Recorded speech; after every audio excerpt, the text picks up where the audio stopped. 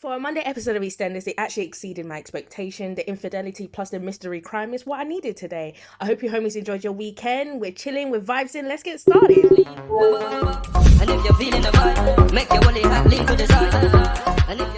The episode started off with Nicola taking pictures of her drinks to promote her St. Patrick's theme at her bar. However, the highlight of the scene was Harry and then the radio being turned on, and it was talking about the missing girlfriend that Harry had of 4 years ago. So it was like, okay, then this is the theme that you're going to do today. It's going to be involving around this girl. This scene was highlighting how Nigel's dementia was getting worse, or is getting worse, should I say, because he was shouting out for Phil to see if Phil wants breakfast while he was getting ready to leave for work. But as we know, Phil is not there due to Phil's suicidal thoughts. He is in a mental institution at the moment. So Nigel, who are you talking to? Nigel is living in this big house on his own. He needs help, but at the moment, Nigel keeps saying he doesn't want the help. So I don't want to see him get worse to the point where he does something bad to himself, but we'll see how this goes. Kathy is one of my favorites, but this is diabolical. So here is her and Harvey, giggling, laughing at the fact that they have to sneak around and stuff to basically cheat. And it's like, oh, I've never had to rush a boy out of home. Harvey's like, oh, it's been a long time since I've been called a boy. Like, what are we doing, people? We are laughing and giggling and having fun in the fact that we are cheating. That's what I'm saying. They like the fact that they're cheating. Great, well done. Life goal accomplished. While Harvey's cheating on Jean and Jean's not watching her man's business, she is focused on Ruby and trying to help her with Martin's funeral. However, Ruby is being a B-word at the moment and it's not taking any advice, and it's just making it difficult for Jean, and Jean is just a bit upset. And, Ruby has a point, like, Stacey ran away, but, you made it difficult on Stacey too, Ruby. So, there you go. This is where we're at right now. You see here that Nigel kind of got frustrated and he yelled at the customer to shut up. Honestly, I would have told her to. So he's there having a conversation with Billy. The lady is saying, excuse me. Honestly, her tone with the excuse me was actually getting on my nerves. It's like, sorry, ma'am, who are you speaking to? Anyway, I think by the third excuse me, which was very harsh, Nigel told her to shut up. Honestly, if that was me and I was working there, and you see, I'm having a conversation, ma'am, and you're telling me, excuse me, in such a tone, I would have told you to shut the. And yeah, the sentence that needs to be continued. Anyway.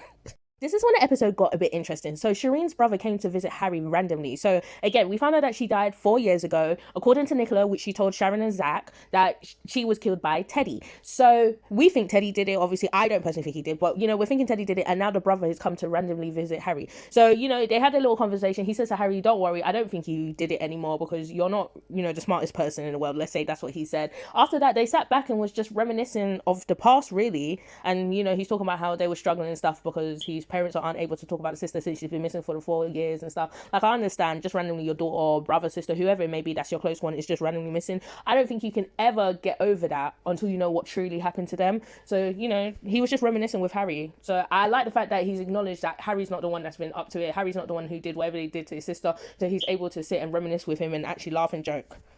So Mr. Grizzly went back to Teddy Bear and he saw Zach exercising. He went to Zach to apologize, to say, I'm sorry for the mishap we had. Mishap meaning, I'm sorry I beat the stupid out of you.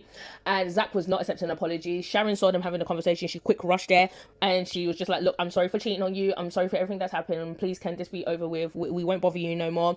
Zach comes out with, Nicola was right about what she said about you, and I'm glad that Sharon's no longer with you for her safety. And it was just like, Sharon was like, Zach. She gave the look like, Zach, do you want us to die? Like, no. After Teddy leaves, Zach expresses to Sharon that, look, he needs to tell Barney that he's his father. He can no longer have Teddy be looking after him because basically Teddy is a psycho. Sharon's like, it's best we say nothing because he is dangerous. God knows what Teddy will do to us if we say that Barney is actually your son. Right now, Barney is safe. Everyone is safe. Just him thinking that that's his son. And do I agree?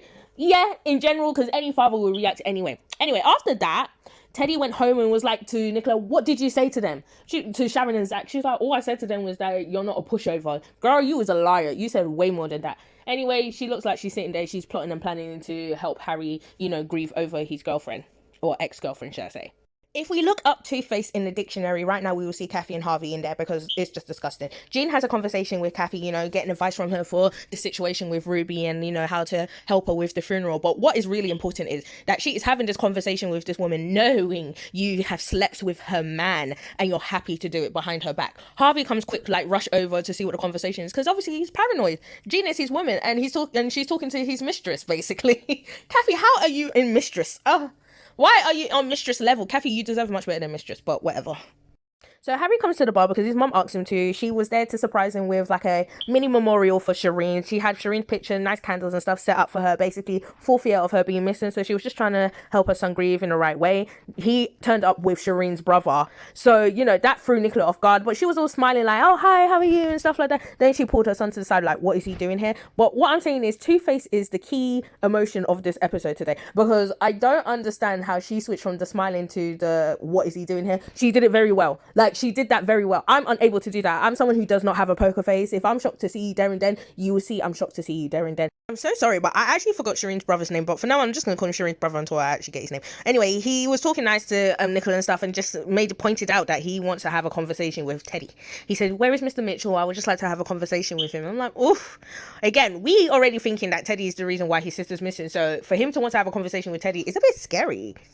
Since Linda's been back from rehab, she's just been a really helpful neighbor and a helpful person. She's just been so lovely. It's the comparison of drunken mess Linda to freshly rehab Linda. It's just beautiful. Anyway, so Linda's having a conversation with Nigel, you know, talking about his dementia, asking him like, you know, well, not asking him, but just saying to him like, look, I could come over, pop in, visit you. You know, you're in a big house by yourself. It must be lonely. I can make some dinner and stuff, etc. for you. Nigel saying, no, he's fine. He's got this. But honestly, Nigel does not have this. He does not got this.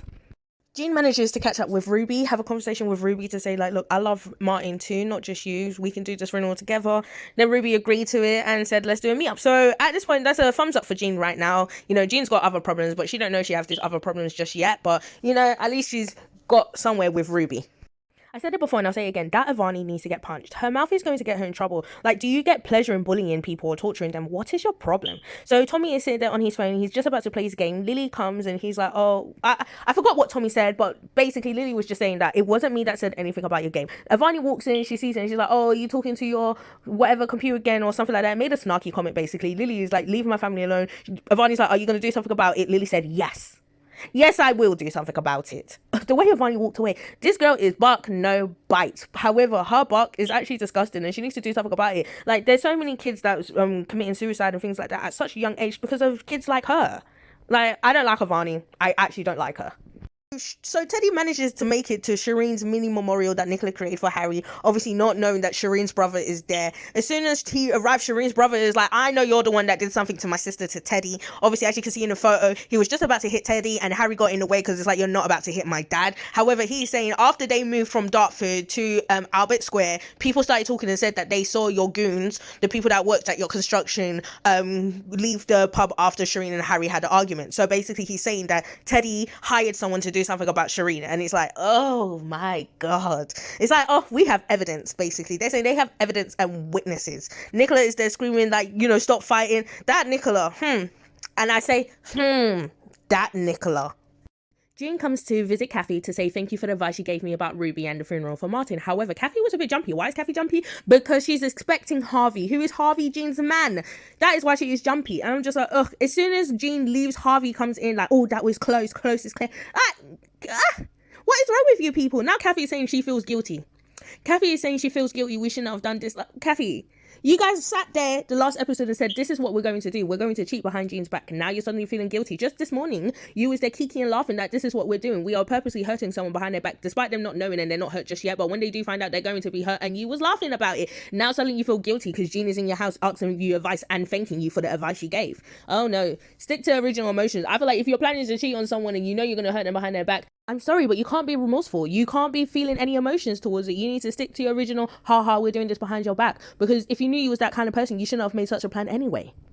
So Harry is at home. He's trying to confront his dad. He's asking, is what Shireen's brother the truth? Because I know you can be a violent man at sometimes and you've had your ways in the past. So did you do something to my ex-girlfriend? Nicola is telling Harry to never say that to your dad. Harry, you know, runs away. Well, not run away. He storms out and he leaves. He actually goes to pick up drugs to take to numb his pain. Then after that, Nicola is having a conversation with Teddy. Teddy's like, he's about to go back to Dartford because people are telling lies about him. It's not true. He never did anything to her. So whoever is talking back there, he needs to sort that out and find out for himself. Then after that, the last scene is Nicola sitting in the car with this strange man that we do not know, giving him a wad of cash and saying, where is Shireen? Where did you put her? He's saying he left her whatever abandoned building place. And she's like, no one can find out that I'm the one that killed Shireen. Like, I knew it. I knew it was Nicola. But what I don't understand is why. Why? Like, yeah, her and your son was having a bad relationship. Is that worth taking someone out of the picture? Shireen must have done something super bad or know a secret for her to take her out. That's the only way I can think that why she did that, because I don't understand why. But yes, it turns out it was Nicola who did that to Shireen, not Teddy. So that is how today's episode ended. I did not expect myself to talk for that long, but what do I expect for this week? I'm hoping Nicola gets exposed by the end of this week. I love Kathy. She is my favourite, but I also hope that her and Harvey's diabolical cheating on Jane gets exposed. I hope Nigel gets some help, and that is how I see this week's episodes ending. Anyway, please like, subscribe, please leave a comment. Like, I made this channel for you guys to leave a comment. I want to read it and chat about it. I don't have no friends that watch Eastenders. Anyway, I'll ramble to you guys tomorrow. I'm out. And if you're feeling the vibe, make your woolly hat lean to the side.